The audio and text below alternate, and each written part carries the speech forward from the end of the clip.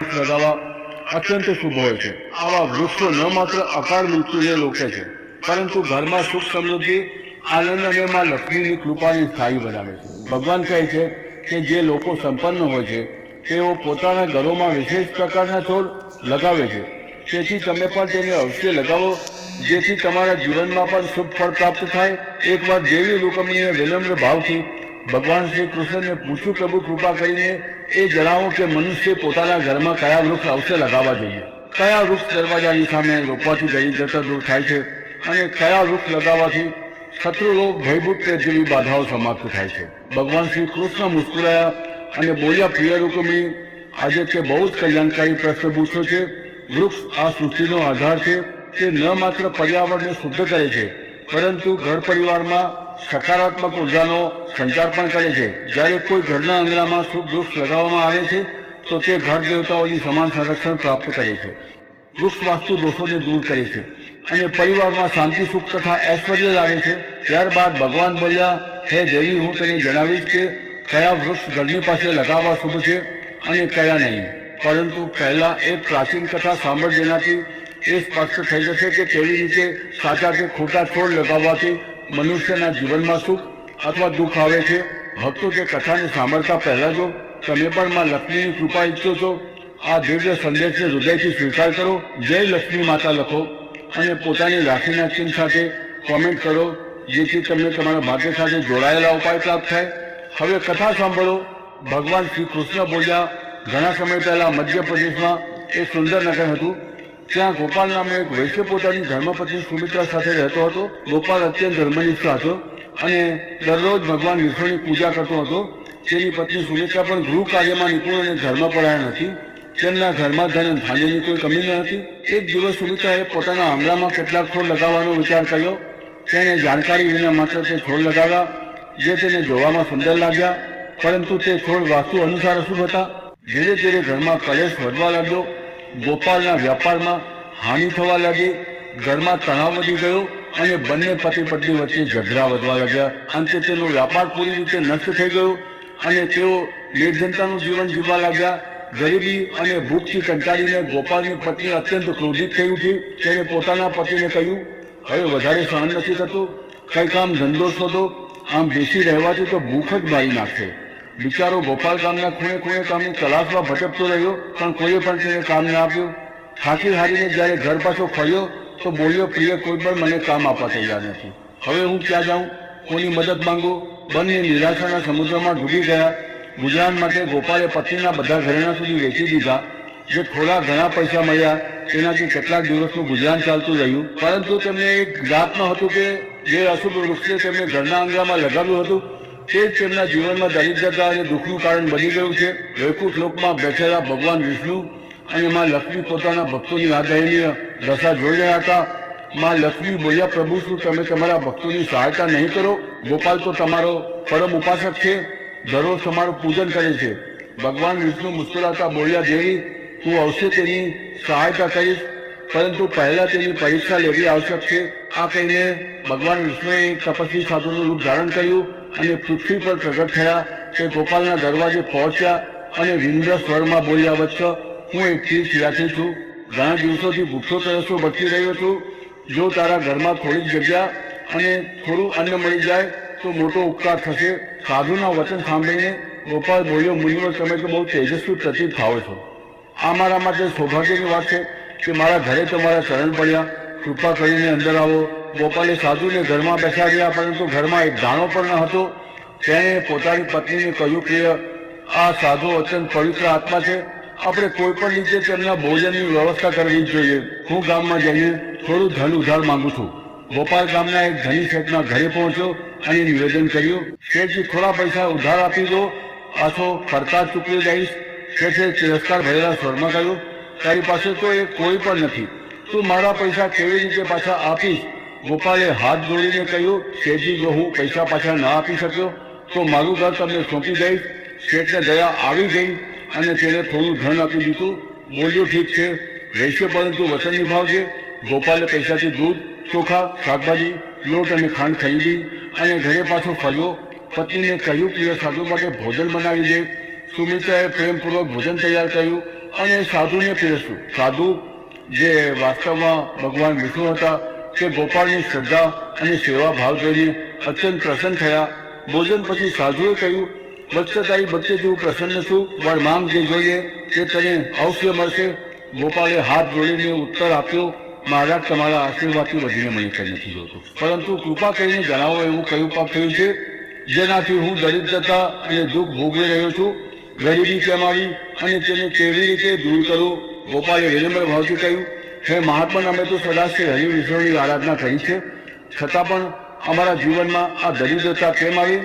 અમારા ઘરમાં સુખ સંપત્તિ કેમ નથી થતી? કૃપા કરીને કારણ જણાવો અને આનાથી મુક્તિનો ઉપાય પણ સમજાવો. ત્યારે મુનિ મુસ્કુરાતા બોલ્યા, હે વૈશ્યાચાર્ય, હું તારા દ્વારે પહોંચ્યો ત્યારે જ જાણી ગયો હતો કે તારા જીવનમાં ગરીબી અને કષ્ટ કેમ છે. તારા દ્વારની સામે જે વૃક્ષ લાગેલા છે તે તારા દુર્ભાગ્યનું કારણ છે, તેને તરત હટાવ અને તેની જગ્યાએ મંગલકારી વૃક્ષ લગાવ. ગોપાલે હાથ જોડીને કહ્યું, હે મહાત્મા, કૃપા કરીને એ જણાવો કે ઘરની સામે કયા વૃક્ષ લગાવવા જોઈએ જેનાથી લક્ષ્મીનો વાસ થાય અને કયા વૃક્ષોથી સદા દૂરી રાખવી જોઈએ? કૃપા કરીને વિસ્તારથી સમજાવો. ત્યારે આચાર્યએ કહ્યું, હે ગોપાલ, ધ્યાનપૂર્વક સાંભળ. જે વ્યક્તિ પોતાના ઘર અથવા જળાશયની સમીપ પીપળાનું વૃક્ષ લગાવે છે તે યજ્ઞોના ફળનો અધિકારી બને છે. પીપળાના પાન જ્યારે જળમાં પડે છે તો તે દેવતાઓની અર્પણ સમાન માનવામાં આવે છે અને પિતૃઓને તૃપ્ત કરે છે. આનાથી સમસ્ત પિતૃ દોષ સમાપ્ત થઈ જાય છે. જે વ્યક્તિ દરરોજ સ્નાન કરી પીપળાના વૃક્ષને સ્પર્શ કરે છે તે પાપોથી મુક્ત થાય છે અને જીવનમાં ક્યારેય પરાજિત નથી થતો.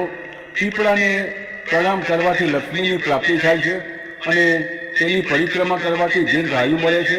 જાણી લે, પીપળાના મૂળમાં શ્રી વિષ્ણુ થળમાં ભગવાન શિવ અને શીર્ષ ભાગમાં સર્જન કરતા બ્રહ્મા નિવાસ કરે છે. અમાવસ્યાના દિવસે પીપળાના દર્શન અને પ્રણામ કરવાનું ફળ 1000 ગાયોના દાન સમાન હોય છે. આ સૃષ્ટિમાં પીપળા જેવું કોઈ બીજું પવિત્ર વૃક્ષ નથી.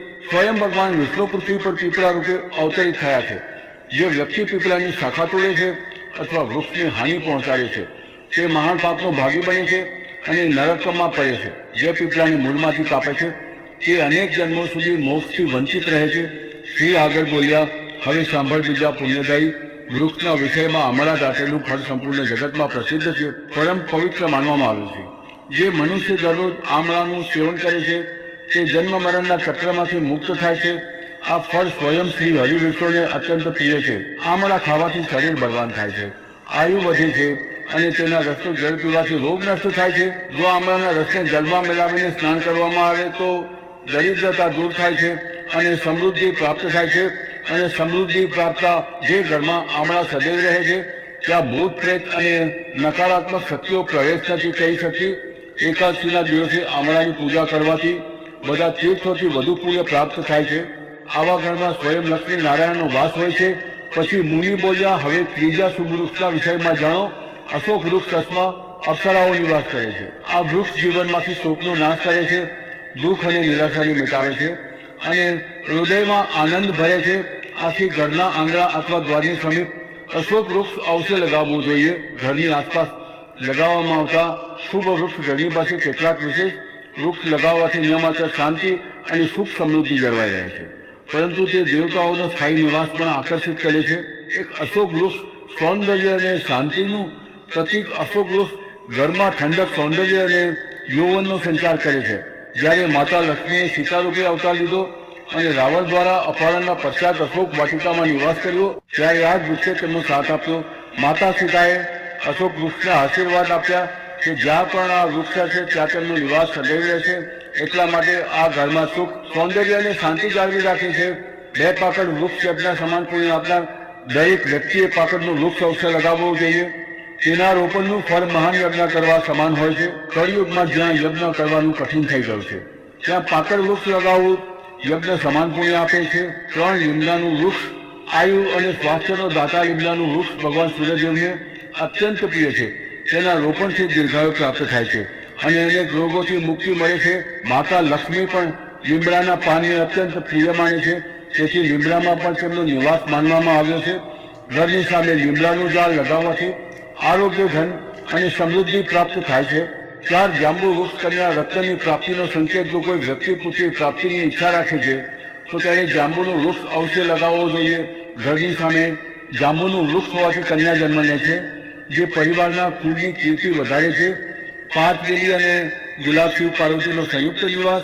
બેલી વૃક્ષમાં ભગવાન શિવનો અને ગુલાબમાં માતા પાર્વતીનો નિવાસ માનવામાં આવ્યો છે. જો બેલીની સમીપ ગુલાબનો છોડ લગાવવામાં આવે તો તે ઘર પર સદૈવ શિવ પાર્વતીની કૃપા જળવાઈ રહે છે. આવું ઘર ન ક્યારેય દરિદ્ર થાય છે અને ન કોઈ સ્ત્રી વિધવા બને છે.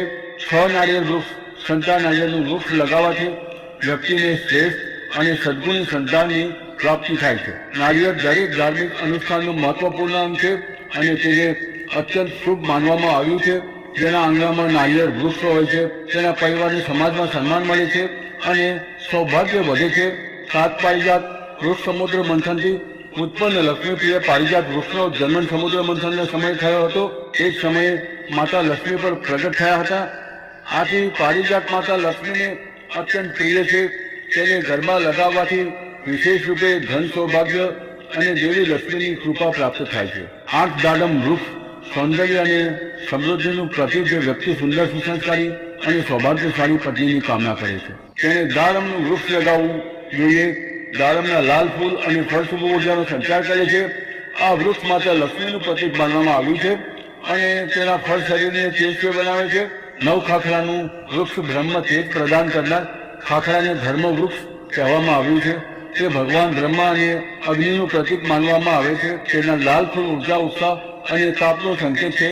ખાખરાનું વૃક્ષ ધ્યાન, સાધના અને બ્રહ્મ તેજની વૃદ્ધિ કરે છે. તેની લાકડી અને પાંદડા યજ્ઞમાં ઉપયોગી થાય છે અને વાતાવરણને પવિત્ર બનાવે છે. સરગવો મૂંગા મોરિંગા વૃક્ષ રોગનાશક અને સ્વાસ્થ્યદાયક, જે વ્યક્તિ કોઈ રોગથી પીડિત હોય તેને સરગવાનું વૃક્ષ લગાવવું જોઈએ.